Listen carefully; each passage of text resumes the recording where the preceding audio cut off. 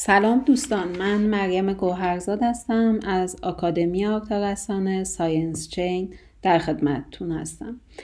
با دومین جلسه معرفی دنیای NFT ها در خدمتتون هستیم. ما تو هر جلسه قصد داریم یه سری از قابلیت های NFT ها رو براتون توضیح بدیم که در پایان بتونید با استفاده از این قابلیت ها رودمپ خودتون رو برای ورود به دنیای NFT ها مشخص کنید. حتما در پایان هم خط مشی رو به شما آموزش میدیم، ولی در کنار این که داریم این توضیحات رو میگیم حتما باید یه نگاه کلی به تاریخچه NFT ها و مسیری که تا اینجا طی شده داشته باشیم. شما هر چقدر بیشتر راجع به NFT ها بدونید، ایده های بهتری راجع به این که چطور وارد بازار کار NFT ها بشید بهتون دست میده و شما راحت‌تر میتونید بدونید که تو کدوم مسیر بهتر میتونید عمل کنید. ما جلسه قبلی بیشتر مفاهیم رو گفتیم، کلمات کلیدی این حوزه رو معرفی کردیم، از بلاکچین گفتیم و دارایی های در واقع توکنیزه شده. تو این جلسه واسه این که از خیلی زمختی جلسات بکاهیم، یه مقدار انگیزه بدیم بابت اینکه ورود به این دنیا میتونه چقدر جذاب باشه، تصمیم گرفتم معروفترین و گرونترین NFT های دنیا رو از بابت اینکه بشناسید و بدونید که تو این بازار چه پولهایی رو میشه در آورد توضیح بدم تا بقیه جلساتی که تو این دوره با هم خواهیم داشت رو با شدت بیشتر، با علاقه بیشتر دنبال کنید و دنبال راه حلی باشید که شما هم یکی از این معروفترین و گرونترین NFT های دنیا رو بتونید تولید کنید. معمولا وقتی حرف از گرونترین ها زده میشه، خب مسلما معروفتر هم هستن، ولی گاهی وقتها این گرون بودنه دلیل بر محبوبیت نیست. یه علتی داره که یک NFT بیش از اندازه گرون شده، ولی یه سری NFT ها هم هستن زیاد گرون نیستن ولی معروف هستن. حالا با هم دیگه چند تایی از این NFT ها رو با هم میشناسیم. اول از همه این رو عرض کنم که فعلا تو دنیای NFT ها با اینکه ما انواع NFT های متعدد رو میتونیم بسازیم، NFT های حوزه موزیک، NFT های حوزه asset های بازی، NFT های متاورسی و غیره، ولی فعلا تو این بازار NFT های هنرهای دیجیتال یا دیجیتال آرت بیشتر داره خرید و فروش میشه و شما با تولید یک تصویر دیجیتالی میتونید وارد این دنیا بشید. ببینید، برای خرید و فروش NFT ها در آینده در مورد پلتفرم های خرید و فروش NFT مفصل توضیح خواهیم داد، مثل غریبل، مثل اوپنسی. افرادی که اومدن این NFT ها رو خرید و فروش کردن از طریق پلتفرم های NFT این کار رو انجام دادن. این پلتفرم ها تعدادشون خیلی زیاد نیست، تا حدودی محدودن، ولی ما میخوایم در آینده در مورد هر کدوم مزایا و معایبش هم صحبت بکنیم. خب بریم سراغ گرونترین NFT هایی که در حال حاضر تا حالا فروخته شده و قیمتاشون رو با هم ببینیم. اولین NFT که رتبه 1 رو داره و بیشترین قیمت رو داشته NFT با نام دمرج بوده که توسط هنرمندی به نام پاک این NFT ساخته شده. توی بازاری که دارید میبینید نیفتی گیتوی خرید و فروش شده و قیمتش هم 91 میلیون دلار بوده. این NFT دمرج بابت این که به فروش برسه به صورت برهه‌ای در واقع فروش رفته و شما برای خرید این NFT اومدن یک حراجی راه انداختن که این NFT رو به صورت قیمت اولیه که هر چند ساعت یک بار، فکر میکنم هر 6 ساعت یک بار بوده، قیمت این NFT 25 دلار افزایش پیدا میکرده و نسخهش هم محدود نبوده، با نسخه نامحدود فروخته شده و هر کدوم از این قیمت، هر کدوم از توکن هاش هم با قیمت 575 دلار خرید و فروش شده. خب بریم ببینیم این NFT دمرج چه شکلی بوده. اگر NFT رو من بخوام اینجا نشون بدم، این شکل NFT دمرجه. در واقع سازنده این NFT شخصیتی بوده که قبلا تو حوزه NFT ها فعالیت داشته. حالا تصویر NFT دمرج رو کاملتر اینجا میبینید. شخصیتی بوده که قبلا توی حوزه NFT ها فعالیت داشته، محبوبیت و مشهوریت پیدا کرده و بعد از اینکه این اتفاق افتاده یک حراجی رو انداخته که یه بازار در واقع رقابتی برای کارش ایجاد کرده. بعد از این نسخه هم به تعداد نامحدود داشته میفروخته. یعنی مثلا اگر این توکن رو ثبت کرده، برای این توکن تعداد نامحدودی اجازه خرید و فروش داده که تو NFT ها این اتفاق میتونه بیفته. مثلا شما یه هنر دیجیتالی رو تولید میکنید، یه عکسی رو تولید میکنید، بعد میگید من از این میخوام فقط 3 تا بفروشم، فقط 10 تا بفروشم یا نامحدود بفروشم. البته این نکته رو دقت داشته باشید که نامحدود فروختن NFT تقریبا ممکنه اون رو بی‌ارزش بکنه، چون هر چیزی که بی نهایت وجود داشته باشه میتونه بی ارزش بشه و هرچی کمتر باشه میتونه با ارزش تر بشه.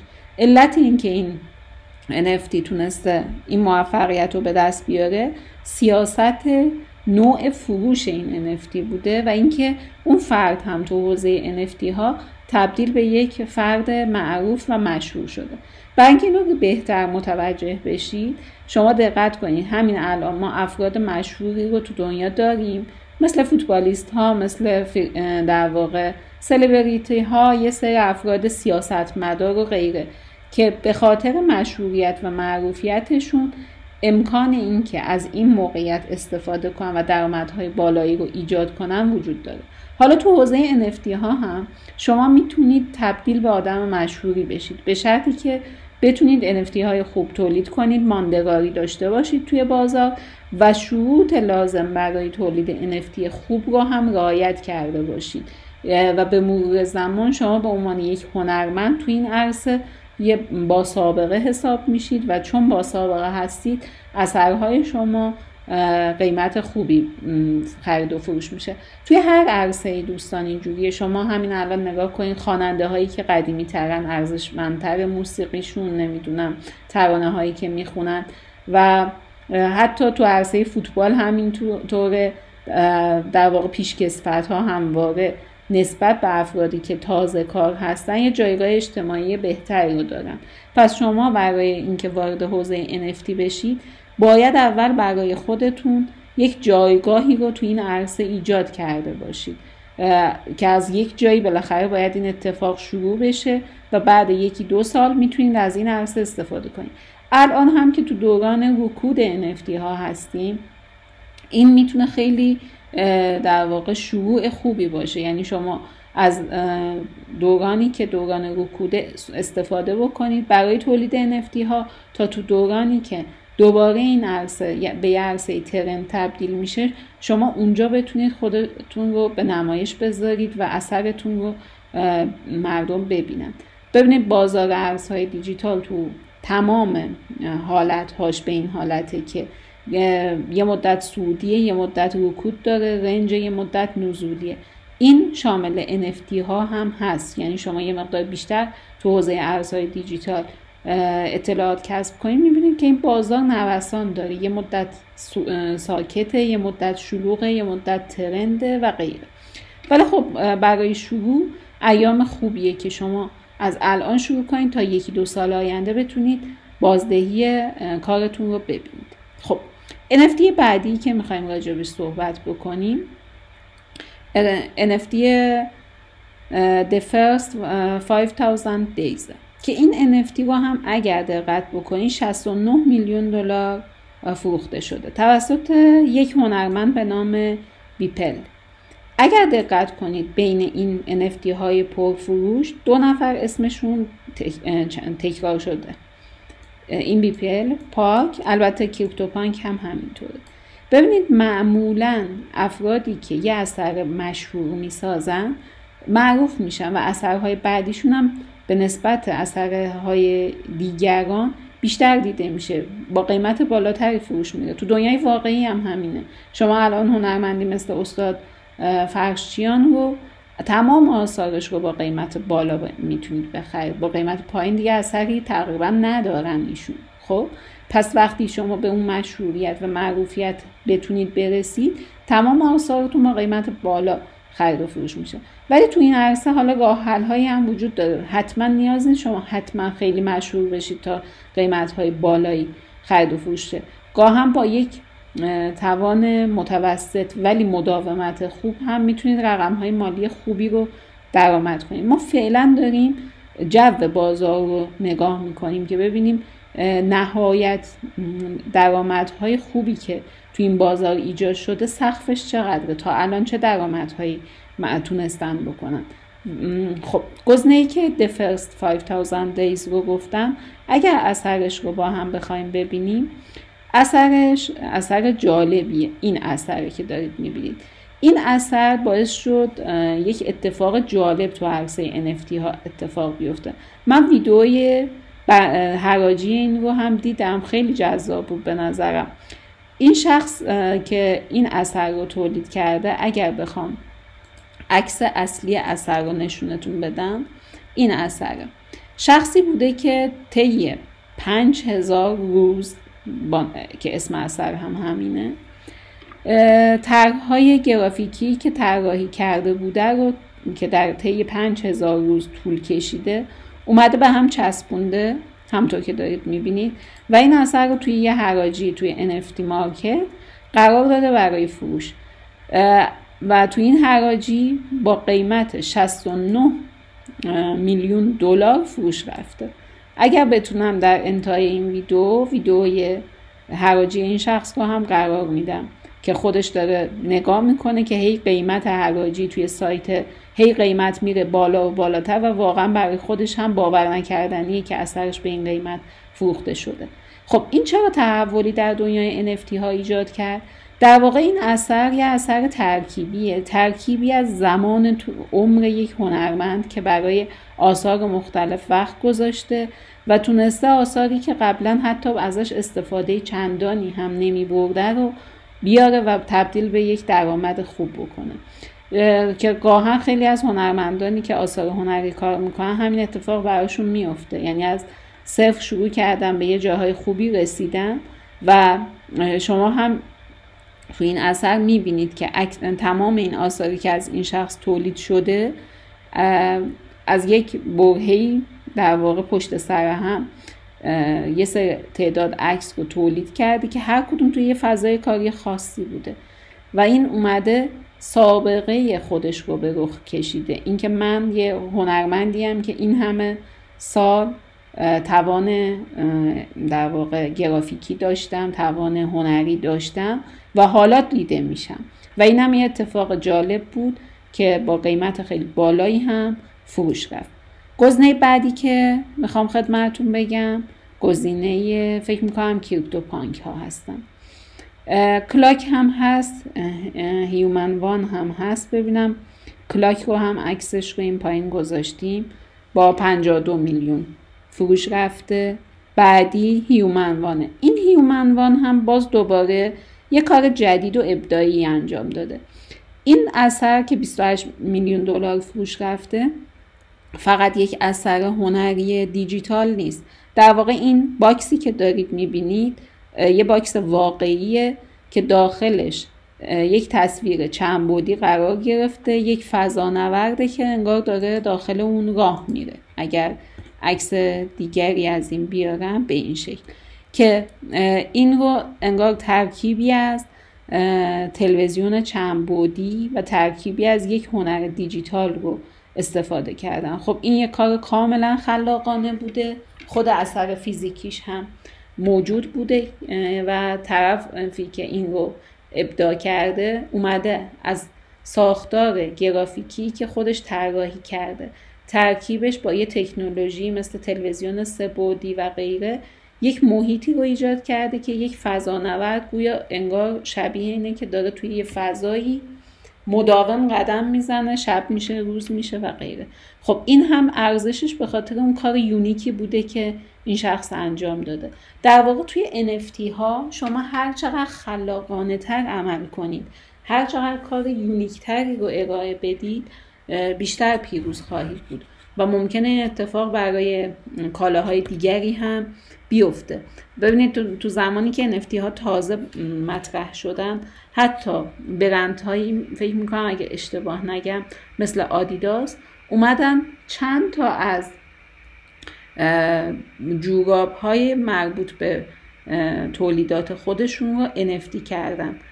این بیشتر بابت این بود که خودنمایی کنن توی عرصه NFT و بگن اگر کسی NFT این جوراب رو بخره، اثر فیزیکی اون جوراب هم براش پست میشه، ولی مثلا یک جوراب با ارزش $100,000.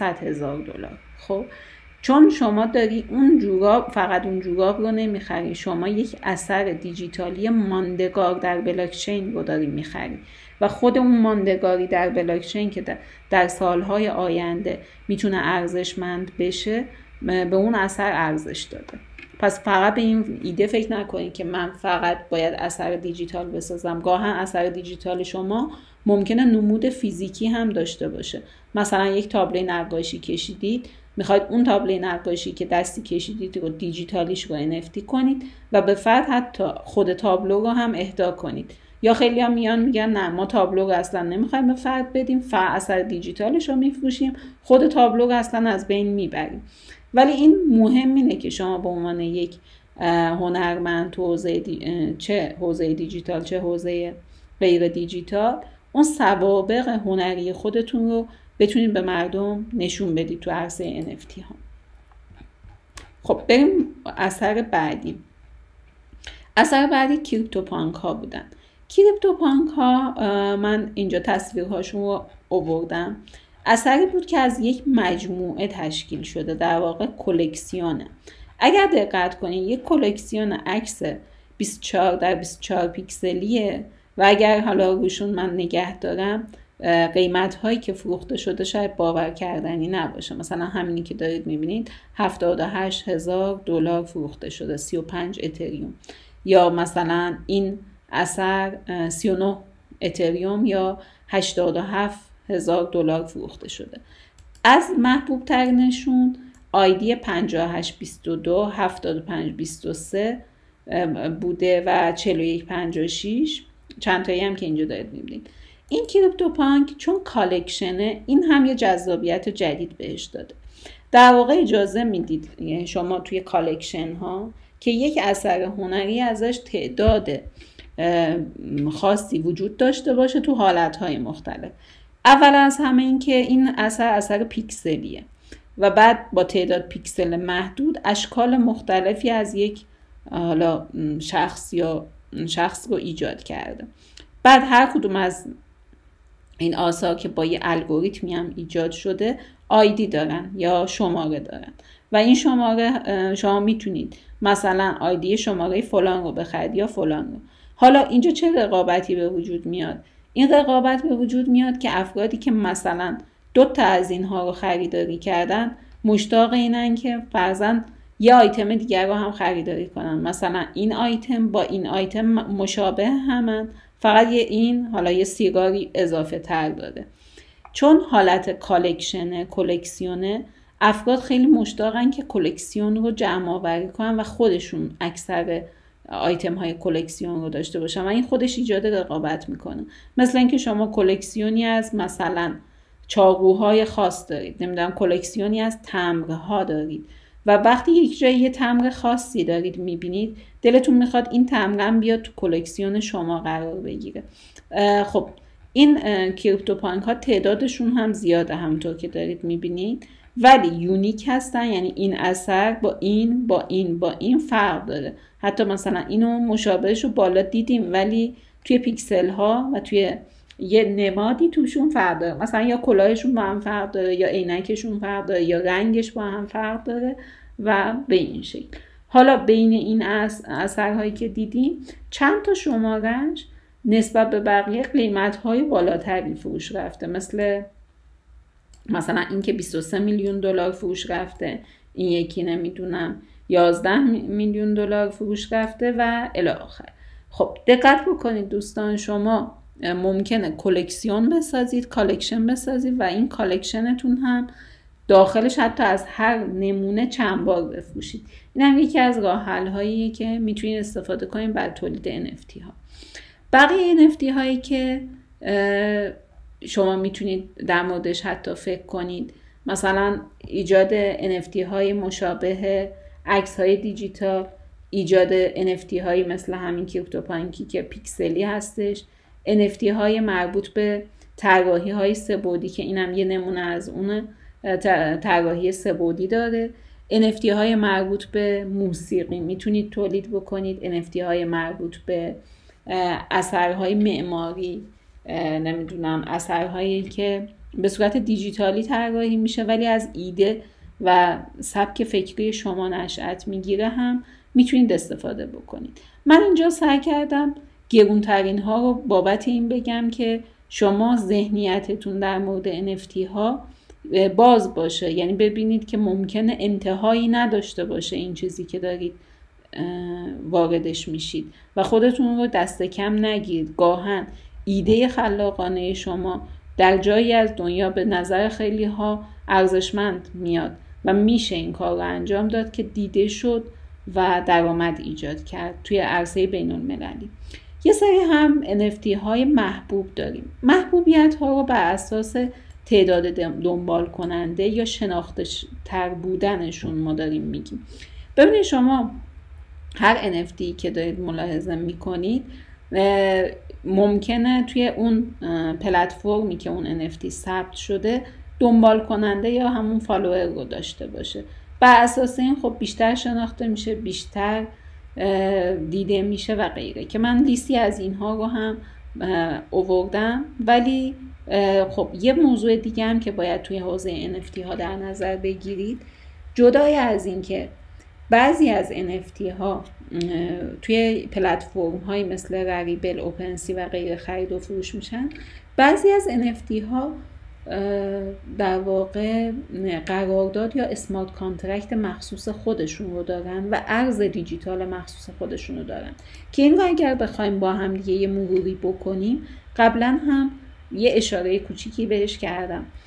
الان NFT هایی که با هم دیدیم هیچ کدوم ارز دیجیتال به خصوص خودشو نداره، یه دونه توکن داشته، خریده شده و همین در واقع خریده شده و یکی دیگه ازش استفاده کرده.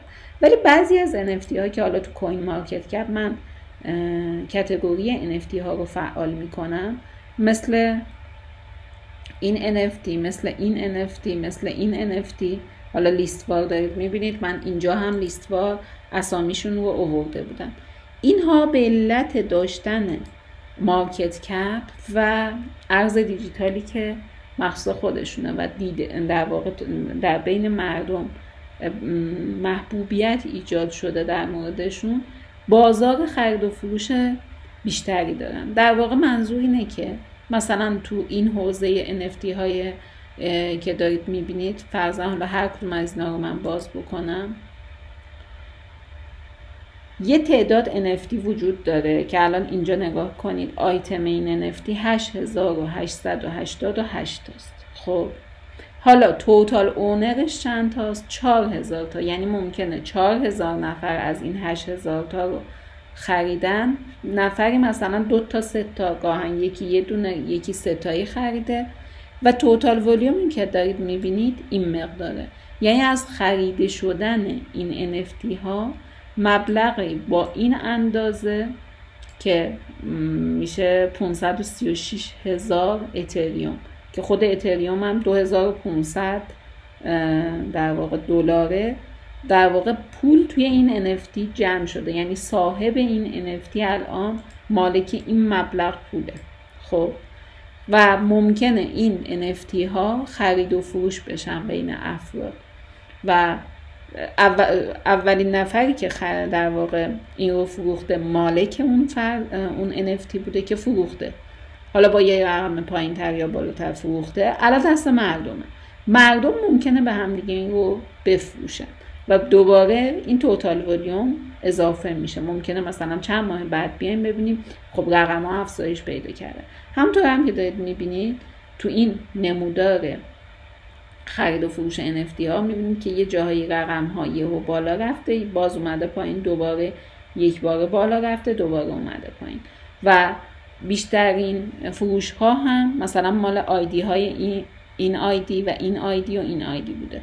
همین الان اگر دقت بکنید این آیدی 9 ساعت قبل با قیمت 9 اتریوم خریداری شده. حالا اگر بیشتر دقیق بشید شما 2 ساعت قبل بود ببخشید با قیمت 9 اتریوم خریداری شده. حالا بیشتر اگر داخلش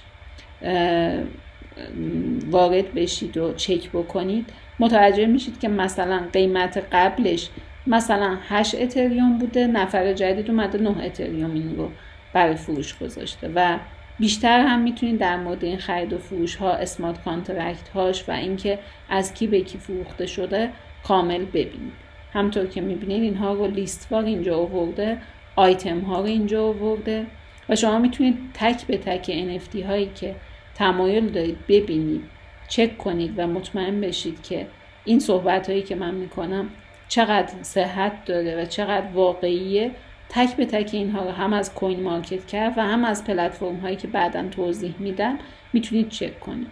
مثلا این لاست پرایسش 1 اتریوم بوده، این لاست پرایسش 6 اتریوم بوده. وقتی هم که برید توی اون پلتفرم پیدا کنید این در واقع NFT رو، نمودار خرید و فروش فقط این NFT رو هم میتونید ببینید و متوجه بشید که خب چه رشدی داشته تو قیمت و غیره. البته اینم بگم هر کدوم از اینا دوباره خرید و فروش میشه یه گزینه‌ای به نام رویالیتی داره، یعنی حق امتیاز، و یه بخشی از این خرید و فروش باز به مالک اول یعنی طراح برمیگرده. حالا این بازار هر چقدر گسترده تر بشه، هر چقدر خرید و فروش ها ادامه داشته باشه، اون شخصی که این NFT رو تولید کرده داره از خرید و فروش این NFT ها سود میبره. ببینید شما تا دیروز تا همین الان اثر هنری رو تولید میکردید، وقتی به یکی میفروختید دیگه اون اثر هنری مال اون فردی بود که فروختید بهش، تقریبا حق امتیازی برای شما قائل نمیشه، مگر اینکه مثلا مشابه فیلم های سینمایی یا موزیک، آهنگ و غیره یه حق امتیازی از هر فروش به شما برگرده، یا مثل کتاب و غیره. ولی معمولا تو تصاویر هنری این اتفاق نمی افتاد. ولی NFT ها باعث شدن که شما تصویر هنری خلق کنید که مادام العمر از یک تصویر هنری و ارزشمند شدن اون کسب درآمد کنید و این کسب درآمد هرگز قطع نمیشه، چون خرید و فروش این NFT ها توی بلاک چین داره ثبت میشه و خواه و ناخواه اون رقم رویالیتی هر کاری بکنن تو بلاک چین آخرش برمیگرده به طراح و نمیتونن زیرش بزنن، نمیتونن قطعش کنن تا مادامی که این NFT ها خرید و فروش میشه طراح این NFT داره ازش سود میبره. خب برای اینکه با NFT ها و فضاشون بیشتر آشنا بشید حتما ازتون میخوام که تو حوزه NFT تو کوین مارکت کپ هر کدوم از این NFT هایی که میبینید به صورت ولیوم بالاتری داره، در واقع انگار ترندتره و بیشتر مردم میخوان، اینها رو حتما دونه بدونه کلیک کنید، برید ببینید، خرید و فروشاشون رو چک کنید تا ذهنیت بهتری پیدا کنید. خب صحبت هم خیلی طولانی شد، ولی امیدوارم همین توضیحاتی که دادم یک انرژی به شما بده بابت اینکه اگر هنر دیجیتال بلدید، اگر آثار هنری، هر نوع اثر هنری دیجیتالی رو میتونید خلق کنید، وارد این بازار بشید و استارت اولیه رو بزنید. امیدوارم که موفق باشید. تا جلسه بعدی، خدا نگهدارتون.